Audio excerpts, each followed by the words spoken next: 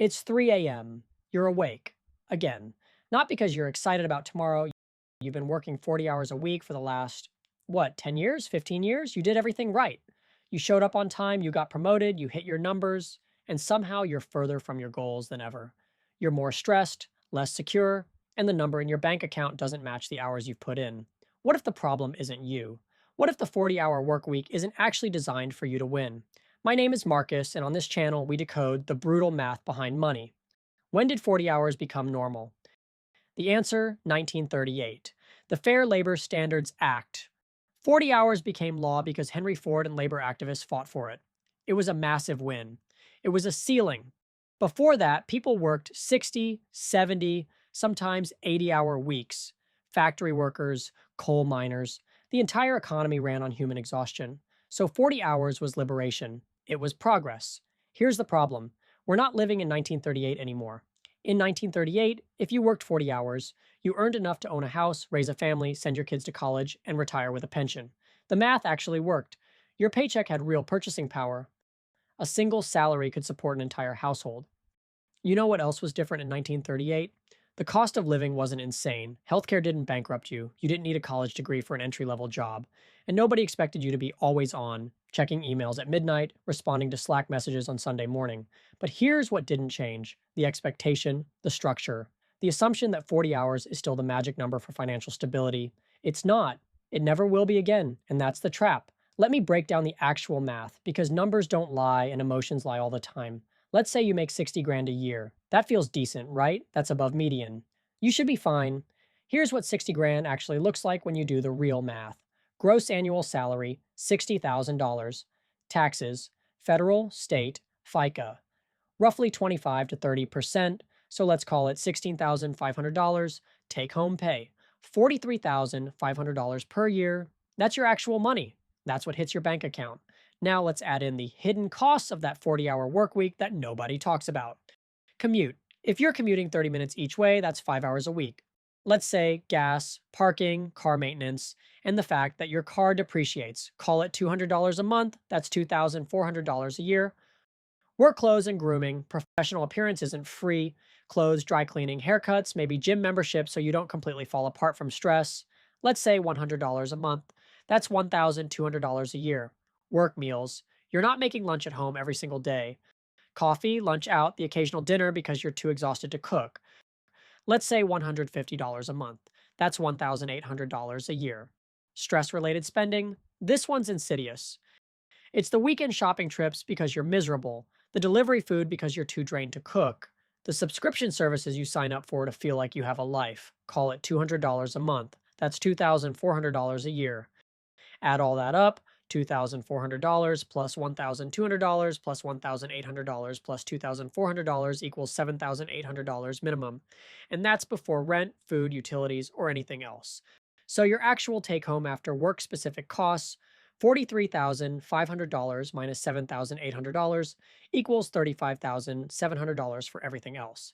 That's $2,975 a month for rent, food, utilities, insurance, phone, internet, and any emergencies. In 2026, that's not a livable number. That's a survival number. But here's where it gets worse. You know what productivity looks like in 2026 compared to 1950. In 1950, a factory worker produced goods. Measurable output. You could see what you made. In 2026, your productivity is exponential.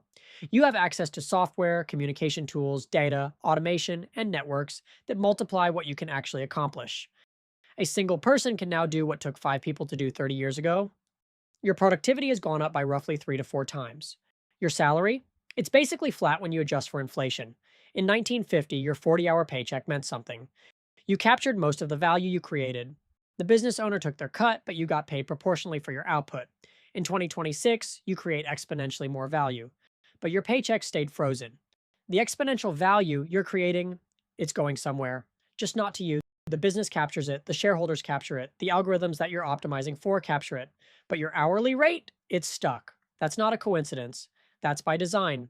Now let's talk about the psychology, because the math is brutal, but the psychology is what actually keeps you trapped. The 40-hour work week feels normal. It feels like the default. It feels like what you're supposed to do. That feeling isn't an accident. It's been engineered. Think about it. Your entire life has been structured around this assumption. School prepared you for a 40-hour work week. You learned to wake up at 7 a.m., sit in a chair for 8 hours, follow instructions, and then leave. Kindergarten to senior year was literally practice for the job market. Then you got into the job market and it felt natural. It felt expected. It felt like the only option. Your parents did it, your friends do it, your partner probably does it. Your social identity is tied to it. When someone asks, "What do you do?" they're asking what job you have, what 40 hours you commit to. So questioning it feels wrong. Questioning it feels lazy. Questioning it feels like failure. But here's what most people miss: the 40-hour work week isn't designed to make you successful. It's designed to keep you busy enough that you don't have time to build wealth independently. Think about that for a second. If you're working 40 hours, commuting, managing work stress, handling household stuff, that's 50 to 55 hours a week minimum. Add sleep, 7 hours is 49 hours. That's 99 to 104 hours accounted for. You have roughly 64 hours left. Now subtract eating, hygiene, errands, relationship maintenance, maybe exercise if you're disciplined. You're down to maybe 20 to 30 hours of truly discretionary time. That 20 to 30 hours is where wealth gets built. That's where you learn new skills. That's where you build a side project. That's where you do investment research. That's where you network with people who might create opportunities for you. But you're exhausted. You're mentally drained. Your brain has been in compliance mode for 40 hours. So, what do you do with that discretionary time? You scroll, you watch Netflix, you try to feel human again before the cycle repeats. And while you're doing that, someone else, someone with the same education, same talent, same starting point, is using those 20 to 30 hours to learn something new, build something, create a second income stream. By year 5, they've made $80,000 in side income. By year 10, they've built an asset that generates passive income while they sleep. By year 20, they're financially independent. You're still exchanging 40 hours a week for a paycheck that barely covers your rent. The 40-hour work week didn't fail you, it worked perfectly. It just worked exactly as designed, keeping you productive enough to pay taxes, compliant enough to not question the system, and exhausted enough to never build wealth independently. And look, if you're finding this breakdown useful, if this is the kind of financial reality nobody else is talking about, hit that subscribe button. I put out videos like this every week, and they're specifically designed to decode the mechanics that keep most people stuck. So if you want to actually understand your money instead of just hoping it works out, subscribe and turn on notifications. Let me show you the actual math of 3 different scenarios. Same person, same education, same starting salary, different relationship to time. Scenario 1, the full-time employee, 40 hours per week at $60,000 per year. After taxes and work costs, $2,975 per month take home. After rent, $1,200. Food, $400. Utilities, $200. Insurance/phone, $150. That leaves $1,025 for emergencies, savings, and anything else. If they save $200 a month, which is already aggressive, they save $2,400 a year. At that rate, building a $30,000 emergency fund takes 12.5 years. Building $100,000 in wealth takes 40 plus years. Their wealth building is slow, it's painful, it requires discipline, but barely shows progress. And here's the psychological part. After 10 years of barely accumulating anything, they stop trying. They spend the $1,025 instead of saving it. They've been conditioned to believe that wealth building is someone else's thing. Scenario 2, the part-time plus developer. This person works 25 hours per week at $60,000 annually, part-time. That's roughly $37,500.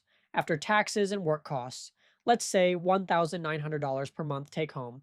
But now they have 15 hours a week, 60 hours a month, that they're using to build something. They spend those 60 hours learning a skill that has market value, maybe coding, maybe copywriting, maybe design, something that can be freelanced. Year 1, they're still learning. 0 additional income. Year 2, they land a $500 project. Then another. By year end, they make $8,000 in side income. Year 3, they're getting better. They make $20,000. Year 4, they have a reputation. They make $35,000. By year 5, they're making as much from 15 hours a week of specialized work as they make from 25 hours a week of part-time employment. Now here's the wealth math. Their total income is $72,500, but they still have 15 hours a week of free time because the specialized work is more efficient. They can use those 15 hours to build something else, a digital product, a course, an audience, or they can just rest. By year 10, they've accumulated significant assets plus a diversified income stream. By year 20, they're financially independent. Scenario 3, the freelancer. This person left the traditional job entirely and went full freelance immediately. Year 1, rough. They charge $50 an hour and pick up inconsistent work. They make maybe $35,000, but they're building a client base and learning how to sell. Year 2, They're at $55,000 and getting steadier clients. Year 3, they've built a reputation. They're charging $85 an hour. They're at $80,000 and working 30 hours a week. Year 5, they're at $120,000 working 25 hours a week because they charge premium rates. By year 10, they built enough passive assets and network effects that they could take a year off if they wanted. Now, here's what's important: all three people started in the same place, same education, same initial opportunity. The full time employee will have maybe $80,000 accumulated by year 10 if they were disciplined, probably less. The part time developer will have $150,000 plus in accumulated wealth plus diversified income. The freelancer will have $200,000 plus a sustainable business model. The gap isn't because one person worked harder, it's because their relationship to time was different, and time is where all wealth begins. But here's where most people mess this up, so listen to this part carefully. The solution isn't to just quit your job and become a freelancer. That's not realistic for everyone, and it's not safe for most people. The solution is to fundamentally rethink your relationship to that 40-hour commitment and what it's actually costing you. Because the full time job has a real cost that doesn't show up in your budget. It costs you time, sure, but more than that, it costs you opportunity. Opportunity cost is the value of the next best alternative you're not choosing. When you choose to work 40 hours a week for a paycheck, you're not choosing to spend 15 hours a week building a side skill. You're not choosing to spend 10 hours a week networking with people who might become collaborators. You're not choosing to spend 5 hours a week learning about investing or your specific financial situation. The paycheck is real. It's $2,975 a month. But the opportunities you're sacrificing, those compound over time. And most people never calculate that cost. Let me put it differently. If you work 30 hours at your job and use 10 hours a week to build a skill that pays you $30 an hour within 2 years, you'd have the same total income with 20 extra hours of freedom. But you won't do that. Because 40 hours feels normal. Because your company expects 40 hours. Because you're scared of being seen as uncommitted. That fear is the trap. That fear is what keeps you poor. Here's another thing that most people completely miss. In a traditional job, you don't own your output. Your employer does. You spend 40 hours creating value. That value gets captured by the company. They sell it, they profit from it, they own it. You get paid $60,000 for those 40 hours. That's it. No ongoing return, no residual benefit, no asset that appreciates. Compare that to building something yourself. You spend 40 hours building a digital product, a course, a service offering, or a business. You own that output. It appreciates, it compounds, it can be sold, it can generate revenue while you sleep. That's the fundamental difference between trading time for money and owning your output. The 40-hour job is fundamentally a trade. You exchange your time, you get paid. The transaction ends. Building independent wealth requires you to break that transaction model. It requires you to own something. And here's the thing. The 40-hour job is specifically designed to prevent you from having the time, energy, or psychological space to build something that you own. That's not a conspiracy. That's just the economics of employment. If you have the capacity to build something valuable on the side, the employer is getting a discount on your labor because you're too exhausted to realize it. So, what does this actually mean for you? What's the framework? It's not quit your job immediately. It's not be irresponsible with your financial security. It's this. 1. Acknowledge the cost. Stop thinking of your job as a paycheck. Start thinking of it as a time allocation. You're trading 40 hours plus commute time, plus mental load, plus stress. Calculate the actual cost, not just dollars, time, opportunity, mental energy. Once you see the full cost, you can actually make a real decision about whether it's worth it. 2. Find the time anyway. You have 168 hours a week, you sleep 56, you work 40 plus commute plus stress, that's 55, you have 57 hours left. 57 hours, that's more than a full-time week of free time. Most people convince themselves they have zero. Find 10 hours, that's all you need, 10 hours a week to learn something, build something, or explore something that might become a second income stream. If you can't find 10 hours, you're not actually committed to changing your financial situation, you're committed to feeling like you want to change. 3. Build something that compounds. Don't waste those 10 hours on a side hustle that's just another job. Don't deliver DoorDash. Don't do freelance writing for content mills that pay $50 per article. Use those 10 hours to build something that could eventually be passive, a skill, a digital product, an audience, an asset. It might take 2 years before it pays you a dime, but after that, it starts compounding. And compound growth is what separates wealth builders from wage earners. 4. Think in decades. Don't expect this to work in 6 months. If you commit to building for 5 years, really commit, you could have enough alternative income that the 40-hour job becomes optional. Not tomorrow, not in a year, but in 5 years. Most people quit after 6 months because they are not seeing immediate returns. They're not thinking long enough. 5. Change your psychology. Stop defending the 40-hour workweek as normal or responsible. It's not. It's a transaction that made sense in 1950 and hasn't been updated. Stop feeling guilty for questioning it. Stop feeling lazy for wanting something different. Stop internalizing the narrative that you're lucky to have a job and should be grateful for whatever you get. You're trading 40 hours of your finite life for money that barely covers survival costs. That's not privilege, that's the trap. And recognizing it is the first step to escaping it. Here's what I want you to hear, because this is the part that actually matters. You're not failing. You're not lazy. You're not bad with money. You're caught in a system that was deliberately designed to extract your labor while leaving you just comfortable enough to not rebel. The system works. It works really well.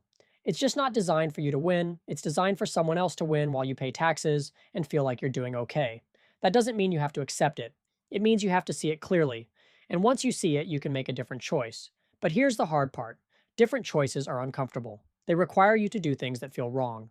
They require you to protect time that everyone else thinks you should spend working. They require you to build something when you're already exhausted. Most people will read this, feel inspired for a week, and then slip back into the 40-hour trap because it's comfortable, because it's normal, because it's what everyone else does. You could be different, but being different requires you to actually do something. So here's your real choice. Are you going to spend the next 20 years complaining about the 40-hour workweek trap while staying exactly where you are? Or are you going to find 10 hours a week, commit for 5 years, and actually build something that matters? The math is clear. The time is there. The only question is whether you'll actually use it. That's on you. And I think you already know the answer. If this framework changed how you think about your time and your career, subscribe for more videos that decode the brutal financial mechanics nobody talks about. And let me know in the comments, are you in the trap? And if you broke out, what did you do differently? Thanks for watching. I'll see you in the next one.